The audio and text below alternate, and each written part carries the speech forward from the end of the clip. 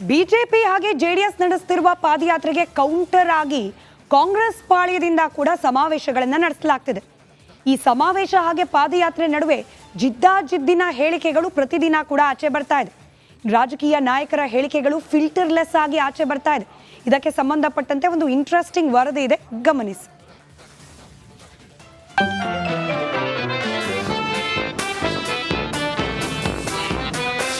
ಅದಕ್ಕೆ ಅವ್ನು ಹೇಳ್ತಾ ಇರೋದು ಅವನ್ ದಿನ ಬಿಚ್ಚಿನಿ ಆ ಗಣಿಸಿದ್ರೆ ಅವನು ತಿಳ್ಸಕ್ ಕೇಳಿ, ಅವನಿಗೆ ಗೌರವ ಕೊಡ್ತೀನಿ ಒಬ್ಬ ಪಾರ್ಟಿ ಅಧ್ಯಕ್ಷ. ಏನ್ ಬಿಚ್ಚಿಯಪ್ಪ ನಿನ್ನ ಹತ್ರ ಬಿಚ್ಚಕ್ಕೆ ಏನಿದೆ? ಅದೇನೋ ನೆನೆ ಹೇಳ್ಕೊಂಡಿದ್ದೀರಿ. ವಿಜೇಂದ್ರ ಅವ್ರದ್ದು ನಮ್ಮದು ಏನೋ ಬಿತ್ತಾರಂತಲ್ಲ, ಬಿಚ್ಚಪ್ಪ. ಶಿವ ಯಾಕ್ರಪ್ಪ ಹಿಂಗೆಲ್ಲ ಮಾತಾಡ್ತೀವಿ? ಏನಾಗಿದೆಯೋ ಈ ನಾಯಕರಿಗೆ?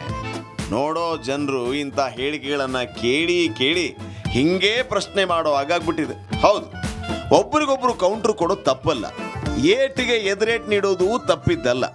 ಪಾಲಿಟಿಕ್ಸ್ ಅಂದಮೇಲೆ ಅದೆಲ್ಲ ಕಾಮನ್. ಆದ್ರೆ ನಾಯಕರ ನಾಲ್ಗೆಯಲ್ಲಿ ಪಾಲಿಟಿಕ್ಸ್ ಅನ್ನೋದು ಪೊಲಿಟಿಕ್ಸ್ ಅನ್ನೋ ಹಾಗಾಗ್ಬಿಟ್ಟಿದೆಯಲ್ಲ. ಬಾಯಿ ತೆಗೆದ್ರೆ ಸಾಕು ಬಿಚ್ತೀನಿ. ಏನ್ರಿ ಬಿಚ್ತೀರಿ? ಬಿಚ್ತೀನಿ ಅನ್ನೋ ಮೂಲಕ ತಮ್ಮ ಮರ್ಯಾದೆಯನ್ನು ತಾವೇ ತಕೋತಿದ್ದಾರೆ. ಅದಕ್ಕೆ ಅವ್ನಿಗೆ ಹೇಳ್ತಾ ಇರೋದು ಅವನ್ ದಿನ ಬಿಚ್ಚಿನಿ ಅವ್ರದ್ದು ಏನೇನು ಇದೆ ಎಲ್ಲ ವಿಚಾರಗಳನ್ನ, ಭ್ರಷ್ಟಾಚಾರದ ಪಿತಾಮಹ ಏನು ಅಂತ ಹೇಳ್ಬೇಕು. ಪ್ರೆಸ್ ಕಾನ್ಫರೆನ್ಸ್ ಅಲ್ಲಿ ನಾನು ಭ್ರಷ್ಟಾಚಾರದ ಪಿತಾಮಹ ಅಂತ ಇನ್ಸಿಡೆಂಟ್ ಕೂಡ ಕೇಳಿ ಅವನಿಗೆ ತಾಕತ್ತಿದ್ರೆ, ಆ ಗಣಿಸಿದ್ರೆ ಅವನು ತಿಳ್ಸಕ್ ಕೇಳಿ, ಅವನಿಗೆ ಗೌರವ ಕೊಡ್ತೀನಿ ಒಬ್ಬ ಪಾರ್ಟಿ ಅಧ್ಯಕ್ಷ.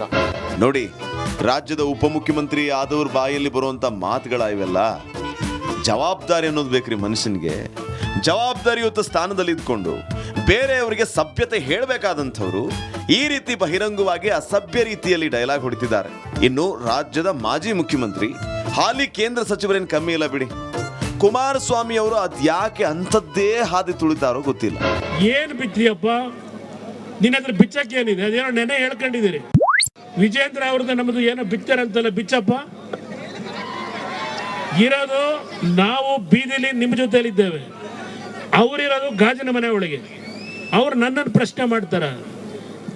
ನಾನು ನಮ್ಮ ಸಹೋದರನ ಬಗ್ಗೆ ಪ್ರಶ್ನೆ ಮಾಡಿದ್ದಾರೆ, ಮಧ್ಯಾಹ್ನ ರಾಮನಗರದಲ್ಲಿ ಹೇಳ್ತೀನಿ. ನಾಯಕರ ಪೋಲಿ ಮಾತು ಒಂದ್ ಕಡೆ ಆದ್ರೆ, ಮಾಜಿ ಪ್ರಧಾನಿ, ಮಾಜಿ ಮುಖ್ಯಮಂತ್ರಿ ಕುಟುಂಬದ ಆಸ್ತಿ ಬಗ್ಗೆಯೂ ಡಿಕೆಶಿ ಪ್ರಶ್ನೆ ಹಾಕಿದ್ರು. ನಿಮ್ ತಂದೆ ಈ ಭೂಮಿಗೆ ಬಂದಾಗ ನಿಮ್ಗೆ ಎಷ್ಟು ಜಮೀನ್ ಇತ್ತು? ಎಷ್ಟು ಜಮೀನನ್ನ ಇಲ್ಲಿ ಪಡ್ಕೊಂಡ್ರಿ?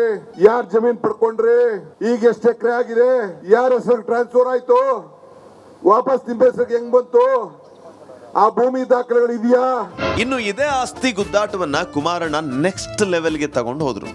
ಡಿಕೆಶಿ ಆಸ್ತಿ ಅಂದ್ರೆ ಒಂದು ಬ್ಲಾಕ್ ಅಂಡ್ ವೈಟ್ ಟಿವಿ ಜೊತೆಗೊಂದು DVD ಅಂತ ಟಕ್ಕರ್ ಕೊಟ್ರು. ಅವರ ಗುರುಗಳು ಯಾರೋ ಒಬ್ರು ಹೇಳಿದ್ದಾರೆ ಒಂದು ಸೋಷಿಯಲ್ ಮೀಡಿಯಾದಲ್ಲಿ, ಅವರ ಆಸ್ತಿ ಏನಿತ್ತಾಗ ಅಂದ್ರೆ ಒಂದು ಬ್ಲ್ಯಾಕ್ ಆ್ಯಂಡ್ ವೈಟ್ ಟಿವಿ, ಮತ್ತೊಂದು ಒಂದು DVD. ಬ್ಲ್ಯಾಕ್ ಆ್ಯಂಡ್ ವೈಟ್ ಮತ್ತು ಟಿವಿ ಮತ್ತು DVD ಇಟ್ಕೊಂಡು ದೊಡ್ಡರಳಿಲಿ ಮತ್ತು ಕೋಡಳಿಲಿ ಏನು ಪ್ರದರ್ಶನ ಮಾಡಿ ದುಡ್ಡು ಸಂಪಾದನೆ ಮಾಡಿದ್ರು. ಅದರಿಂದ ಇವತ್ತು 1400 ಕೋಟಿ ಹಣ ಸಂಪಾದನೆ ಮಾಡಿದ್ದಾರೆ.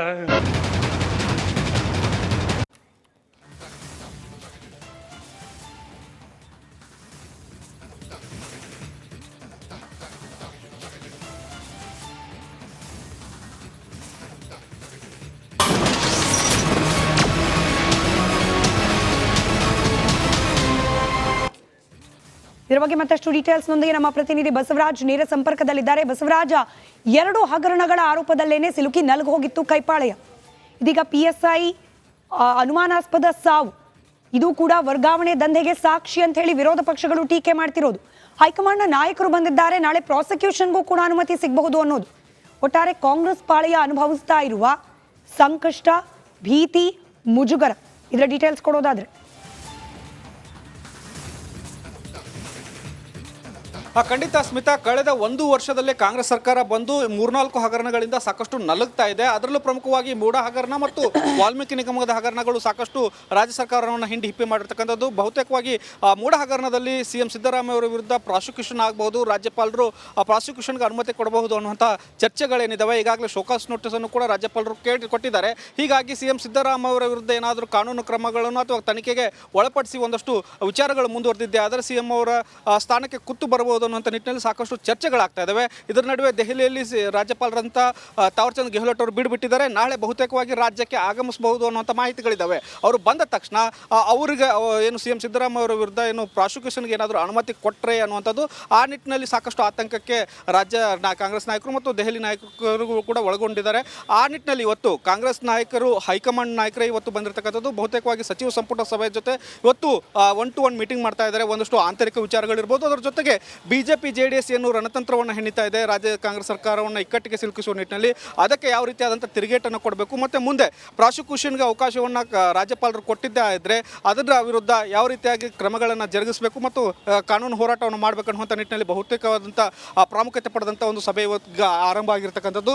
ಏನು ಒಂದು ವೇಳೆ ನಾಳೆ ಸಿಎಂ ಸಿದ್ದರಾಮಯ್ಯ ಅವರ ವಿರುದ್ಧ ಒಂದು ರಾಜ್ಯಪಾಲರು ಪ್ರಾಸಿಕ್ಯೂಷನ್ ಕೊಟ್ಟಿದ್ದೇ ಆದಲ್ಲಿ ರಾಜ್ಯದ ರಾಜಕೀಯ ಇತಿಹಾಸದಲ್ಲಿ ಒಂದೊಂದು ರೀತಿಯಲ್ಲಿ ಸಿದ್ದರಾಮಯ್ಯ ಅವರ ಕಪ್ಪು ಚುಕ್ಕಿಯಾಗಿ ಉಳಿತದೆ. ಅದನ್ನು ಯಾವ ರೀತಿಯಾಗಿ ಟ್ಯಾಕಲ್ ಮಾಡ್ತಾರೆ, ಅದಕ್ಕೆ ಹೈಕಮಾಂಡ್ ನಾಯಕರು ಯಾವ ರೀತಿಯಾದಂಥ ನೈತಿಕ ಬಲ ತುಂಬ್ತಾರೆ ಅನ್ನೋಂಥದ್ದು ಬಹಳ ಪ್ರಮುಖ ಆಗುತ್ತೆ. ಮತ್ತು ಇದರ ವಿರುದ್ಧ ಹೈಕೋರ್ಟ್ ಅಥವಾ ಸುಪ್ರೀಂ ಕೋರ್ಟ್ಗೆ ದಾವೆಯನ್ನು ಹೂಡಬೇಕು ಅನ್ನುವಂಥ ನಿಟ್ಟಿನಲ್ಲಿ ಕೂಡ ಬಹಳ ಗಂಭೀರವಾದಂಥ ಕಾನೂನು ಚರ್ಚೆ ನಡೆದಿದ್ದಾವೆ. ಅದರ ಜೊತೆಗೆ ರಾಜ್ಯ ಆಂತರಿಕ ವಲಯದಲ್ಲಿ ಒಂದಷ್ಟು ಒಲ್ಲ ಮುನಿಸುಗಳಿದ್ದಾವೆ. ಅದನ್ನು ಕೂಡ ಸಮನ ಮಾಡಬೇಕಾದಂಥ ಅನಿವಾರ್ಯತೆ ಕಾಂಗ್ರೆಸ್ ಹೈಕಮಾಂಡ್ಗಿದೆ. ಒಟ್ಟಾರೆಯಾಗಿ ನಾಳೆ ಸಿಎಂ ಸಿದ್ದರಾಮಯ್ಯ ಅವರಿಗೆ ಬಹಳ ಪ್ರಮುಖವಾದಂಥ ದಿನ. ರಾಜ್ಯಪಾಲರು ಯಾವ ನಡೆಯನ್ನು ಅನುಸರಿಸ್ತಾರೆ ಅನ್ನುವಂಥದ್ದು. ಸ್ಮಿತಾ. ರೈಟ್, ಧನ್ಯವಾದ ಬಸವರಾಜ್ ಮಾಹಿತಿಗಾಗಿ.